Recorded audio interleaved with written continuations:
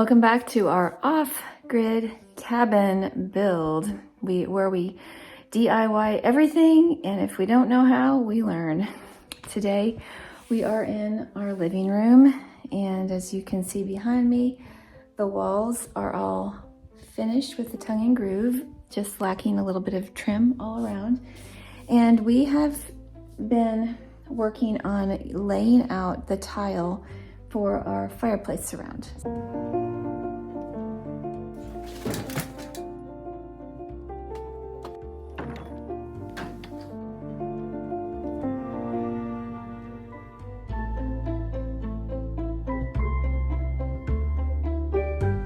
This area behind me, this kind of, not quite a triangle area, but whatever that's called, in the corner will be the area where we have our wood stove.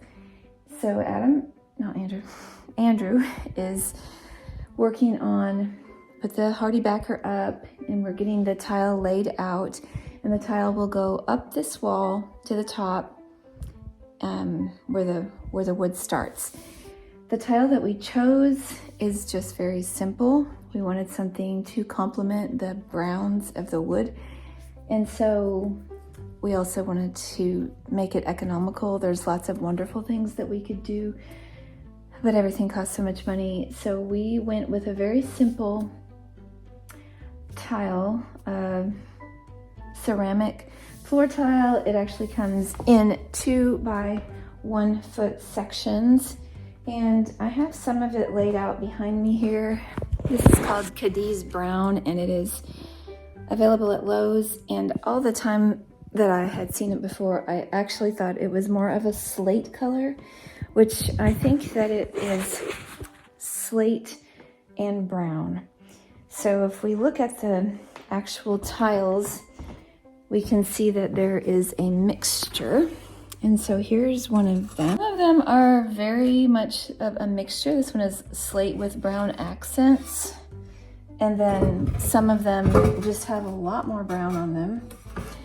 And I prefer more brown than slate, but I do like the mixture. So this one is kind of like a two-tone. And we got several boxes of this, enough to do our area, plus a little bit more. And the lady at Lowe's told me that I could buy extra and go ahead and choose out of the boxes our preferred colors and bring the other ones back. And I had thought about doing that already, but I thought that was a little bit sketchy, but it turns out she said, no, that's perfectly fine to do. So I'm choosing the ones that have more brown in them versus more gray. So this one has a lot of brown in it, and the color of the brown in these tiles is going to tie in with the walnut trim that we are doing all through the house. And we have the posts that are behind me. We don't have the walnut trim up yet everywhere because we just haven't gotten to it yet. The posts that are behind me are actually not walnut, they're like pine, stained into a walnut color, but every joint in this house eventually will be trimmed with walnut, and the windows behind me, which are super dirty, are gonna be the window frames and everything are gonna be walnut. And so that is what we're doing.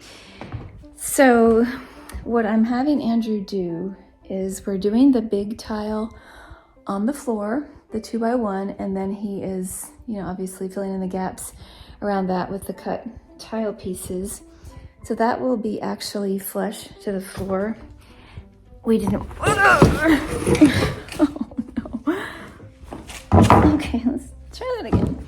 We did not want to have something to trip over. Our living room is pretty small, and our living room is actually smaller than the living room that we had in our last single wide trailer, believe it or not. But because the ceilings are vaulted, it doesn't make it seem small. Anyway, the wood stove, getting the legal, space around it for safety, it takes up like 1/4 of our living room floor space. And so we didn't want to have it stuck up. A lot of the hearths are like 4 inches off the ground. And I like that because I like to sit on it, but we decided to keep it mostly flush. So it'll be the hardwood and then going right into the tile. We're putting the big tiles here, and then the wall tile going up is gonna be these tiles cut in half. So make them 1 by 1, just for a little bit more variety. And so he's gonna be getting those on the walls today, and I'm excited to see how that's gonna look.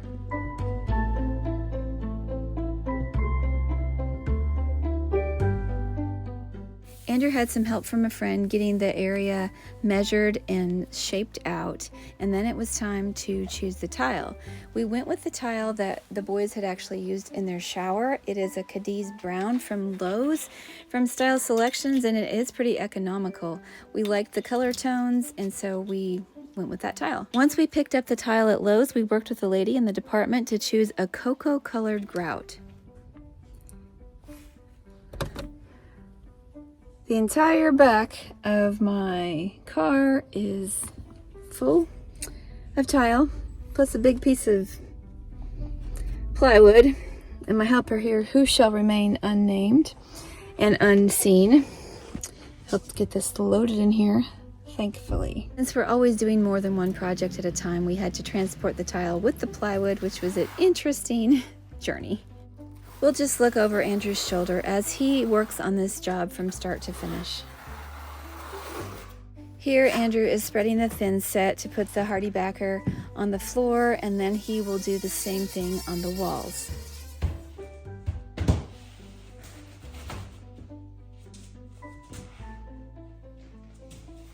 In the meantime, Adam is working on putting these fillers in between the floor joists and doing other things. There's always several projects going on at the same time.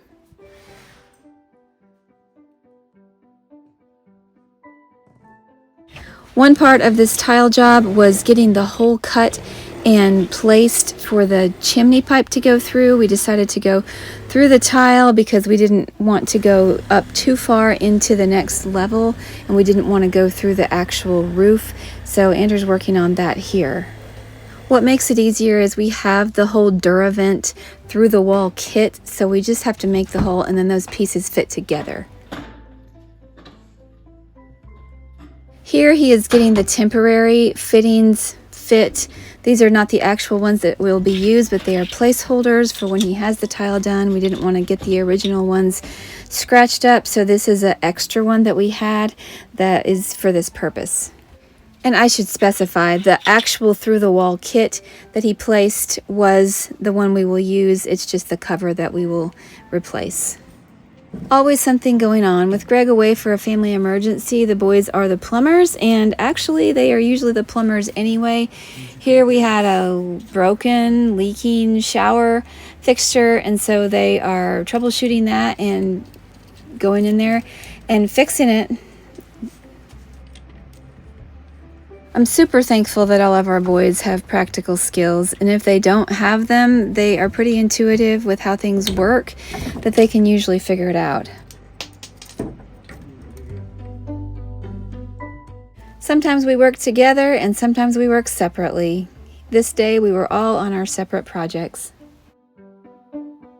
We played around with the layout until we all seemed to agree, including some pictures swapped back and forth from us to Greg, but then started the hard work of cutting and laying the tile. How come you didn't take all those tiles off? You just did a little. I was keeping your pattern.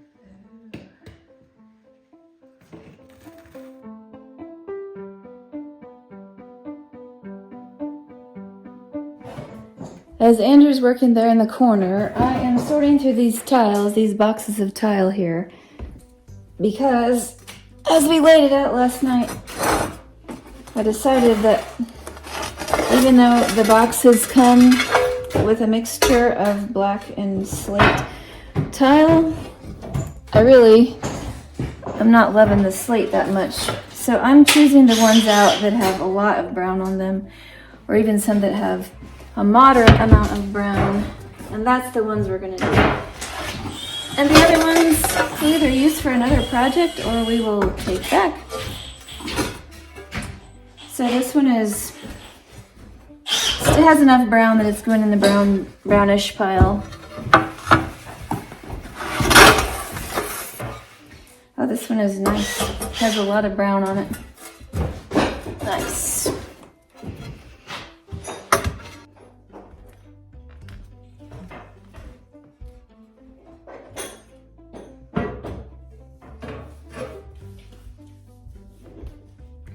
So the tiles that have a goodly amount of brown on them are going in on this wall. And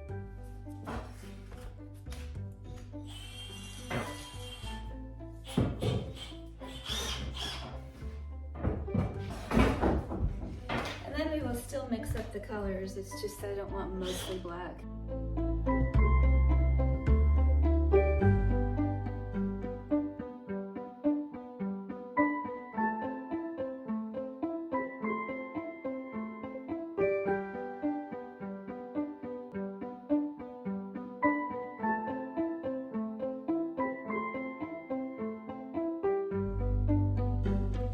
Here we are taking a look so far, and we have a lot of variety in this tile. I'm really kind of liking it. It's not a super expensive tile. I have it separated mostly. These are the ones with all the browns in them, with a lot of brown. And there's a good mixture in the boxes. Lots of different patterns, which I like. I really don't like boring. And then there are some with slate with brown running through them, and then some with just a lot of slate.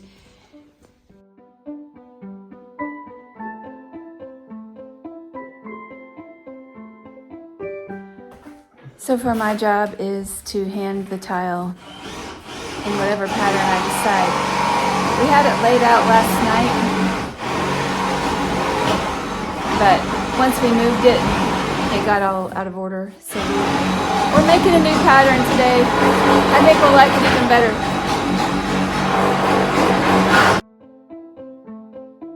When it came time to doing the wall tiles, we cut them into 1-foot squares, and then we had to decide we were going to line them up or stagger them. Everyone except for me said stagger them, so that's what we did. And while Andrew was cutting those squares, I took the opportunity to work on removing some of the grout from the tile. It was quite a job. I used a little bit of grout remover, grout release, and I don't know which helped more. I think the elbow grease actually did more to remove the haze than anything else.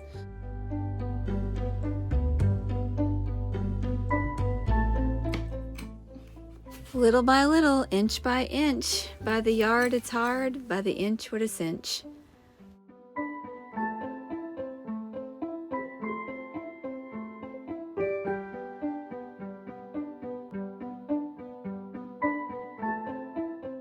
I don't know if we're slow or fast, but here is the progress from the first day. We sent the pictures to Greg and got his approval. Then the next morning we were back at it again.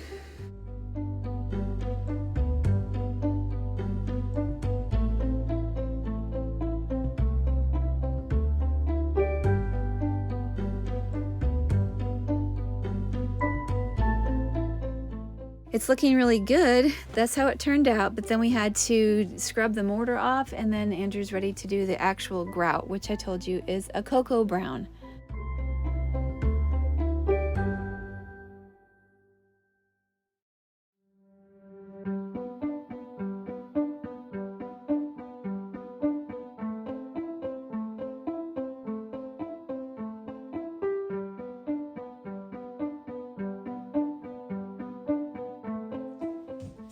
The grout goes on very dark, but then when it gets lighter, it's kind of more of a medium tan color. It's called cocoa, but it looks more, a little bit lighter. It coordinates pretty well with this tile. My shadow is in the way.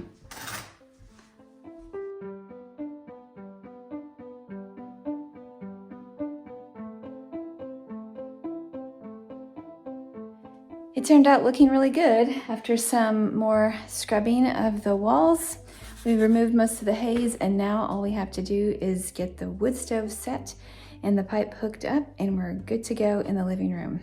Thank you for watching. I hope you enjoyed seeing our progress. Please come back again. Have a great day.